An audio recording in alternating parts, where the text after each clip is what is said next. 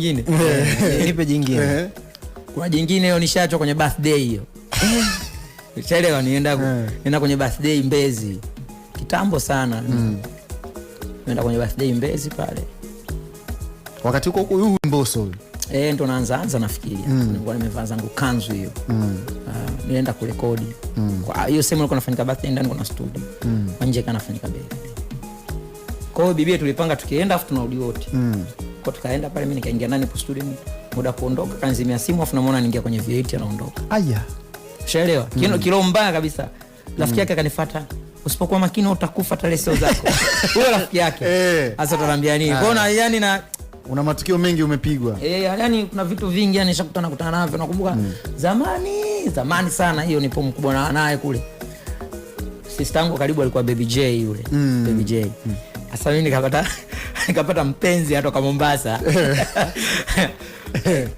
Alikuwa anaitwa nani yule?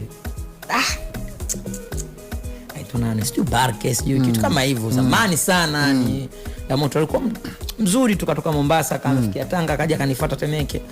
Babu unajua nikizama na zamadi yani nakuwa nimeoza. Mimi baba safari yetu ya kwanza Marekani mkubwa naye nikamwacha mtoto ndani. Nikamwambia mama geto lako. Enjoy. Tulia hapa paka nirudi.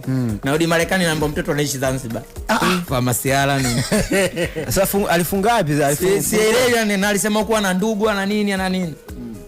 Bebe bijana anambia mbona namuona Zanzibar? Wifi vipi? Kama amwacha enjoy bwana. Kuna kipindi kasikia na kakali yako hapo kwa wana fulani hivi. Safi. Kwa hiyo nishakutana mieyusho mingi sana. Mieyusho mingi sana mwanangu. Yani sana. Ila semekana pia na wewe ni miongoni mwa watu ambao sometimes unawaumiza pia. Kama imetokea siwezi kusema sijai kuwaumiza wao. Kama imetokea watu ambao nimewaumiza labda mmoja au wawili. Okay. Hao wengine ndio wapenda. Hao wawili ndio hao ndio waumiza walikuja kwenye timing mbovu itakuwa. Walikuja kwenye timing ambayo mimi mwenyewe nishachanganyikiwa. Yaani kuna mtu bado yupo. Alafu mimi kwanza mimi nakuaga mkweli. Nakwambia kabisa ukweli. Wewe utajua jinsi gani utavopokea. Ila mimi nakwambia ukweli. Ushaelewa bwana. Ukija mimi nipo kwenye mahusiano nakwambia mimi nina mahusiano na naheshimu mahusiano yangu. Ukileta vibe, kilo mbaya.